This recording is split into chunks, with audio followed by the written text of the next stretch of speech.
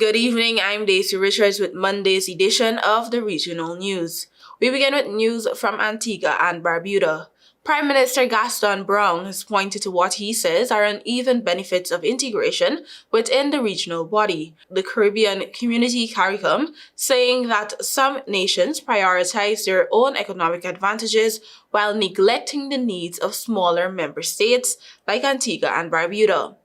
Speaking recently on local radio, Brown highlighted the disparity in trade benefits among CARICOM nations, emphasizing that while some countries such as Trinidad and Tobago have reaped substantial economic rewards from regional trade agreements, smaller nations have largely become consumer markets with limited production capacity.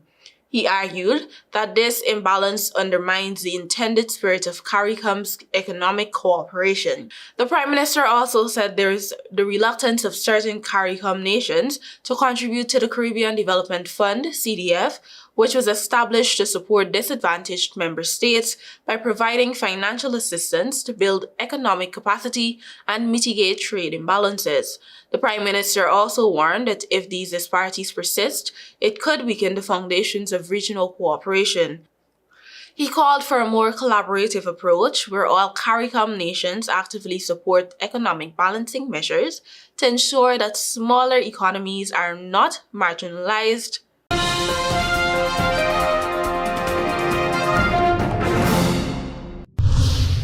Prime Minister Dr. Ralph Gonsalves says he believes the deportation of Caribbean Community CARICOM nationals from the United States will be discussed at the upcoming summit of regional leaders in Barbados. CARICOM leaders are due to meet in Barbados from February 19 to 21, and it will be attended also by United Nations Secretary General Antonio Guterres. He said his administration has not received any information from the United States regarding plans to deport Vincentian nationals as part of President Donald Trump's clampdown on illegal immigrants. Prime Minister Gonsalves, however, said his government is concerned that Washington does not supply the country to which it deports people with information about deportees, criminal and other history.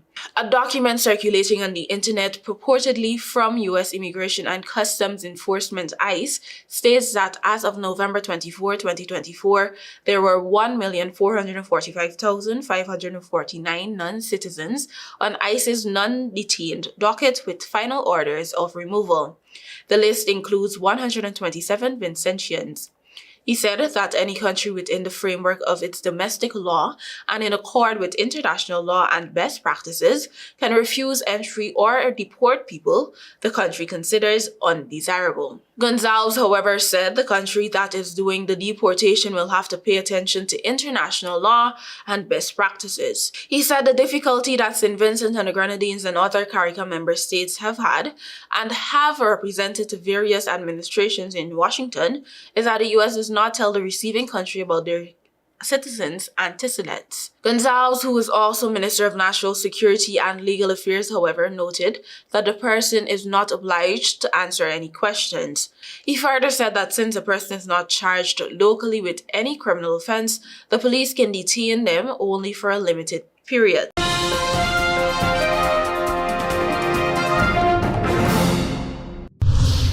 Finally, the 32-year-old suspect in the arson attack that killed 3-year-old Jareem George has died by suicide. According to reports, around 5:15 p.m. Sunday, Anderson Gittins was found hanging inside a cell at the Malabar police station. Officers performed CPR on Gittins in an attempt to resuscitate him. When EHS personnel arrived at the station, they continued medical treatment on Gittins, who was still alive at the time. He was then taken to the Arima Hospital, where he was attended to by hospital staff and later pronounced dead by Dr. Williams. A request has been made for CCTV footage from the police station as part of the investigation into Gittins' death. Gittins was described as a monster by Jareem's mother, with whom he had previously been in a relationship. Jareem was killed in a fire at his family's Windy Hill Aruco home on January 23. The fire was deliberately set by Gittins, police were told. Police reports said that about 11:45 p.m., George was at her home when she heard a commotion outside. Upon checking, she observed her boyfriend attempting to break open the window on the eastern side of the house. He was carrying a container of gasoline. Police were told George told investigators she yelled at the man and attempted to prevent him from entering. However, the suspect overpowered her and forced his way into the home. She said she left her 4 children in the house as she sought to get help. She said it then took 10 seconds to run to the home and alert her relative. But by the time she turned around and ran back to her own home, it was on fire. George said she tried to run into the burning structure to save her children. She saw her eldest child, a 14-year-old boy, pulling his 2 sisters aged 11 and 9 out of the fire. But she did not see Jareen. As the flames grew higher around her, she stood at the entrance of the house, hoping to see and save Jareen. But her eldest son, realizing the danger, stopped her. The teenager held on to his mother to ensure she did not enter. Within moments, the building was consumed by fire. Relatives notified the police, paramedics, and the fire service. Officers from the Tunapuna Fire Station, the Arima Fire Station, and the Wrightstone Road headquarters responded. While they were able to contain the blaze and prevent it from spreading to nearby homes, the fire destroyed George's home. Young Jareem's burnt body was found inside. Thank you for watching. Do have a great week. Until next time.